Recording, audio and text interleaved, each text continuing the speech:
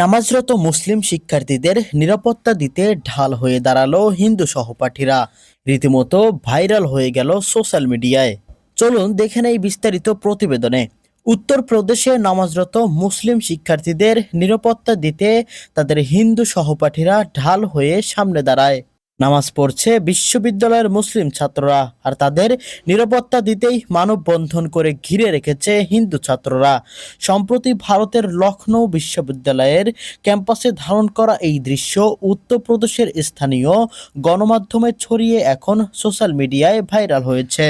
জানা যায়, লখনৌ বিশ্ববিদ্যালয়ের ছাত্রদের প্রতিবাদে এই দৃশ্যটি বিশ্ববিদ্যালয় চত্বরে অবস্থিত ২০০ বছরের পুরনো লাল বড়দারি মসজিদ কমপ্লেক্সের। সম্প্রতি বিশ্ববিদ্যালয় প্রশাসন মসজিদটি তালাবদ্ধ করে বন্ধ করে দিয়েছে। বিশ্ববিদ্যালয় কর্তৃপক্ষের দাবি, মসজিদটি বিপজ্জনক এবং যে কোনো সময় দুর্ঘটনা ঘটতে পারে, তাই বন্ধ করে দেওয়া হয়েছে। যদিও ছাত্রদের দাবি, রমজান মাসে মুসলিম ছাত্রদের বিরুদ্ধে কার্যত একতরফা সিদ্ধান্ত নিয়েছে বিশ্ববিদ্যালয় কর্তৃপক্ষ।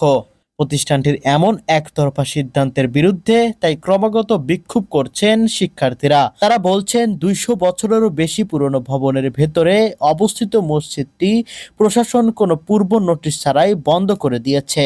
রমজান মাসে গেট বন্ধ থাকার কারণে শিক্ষার্থীরা মসজিদে প্রবেশ করতে পারেনি। এরই ধারাবাহিকতায় রোববার ২২শে ফেব্রুয়ারি ক্ষুব্ধ শিক্ষার্থীরা ক্যাম্পাসের বাইরে বিশ্ববিদ্যালয় প্রশাসনের এমন সিদ্ধান্তের বিরুদ্ধে বিক্ষোভ জানায়। বিক্ষোভের মাঝেই মসজিদের বাইরে নামাজ আদায় করেন মুসলিম শিক্ষার্থীরা।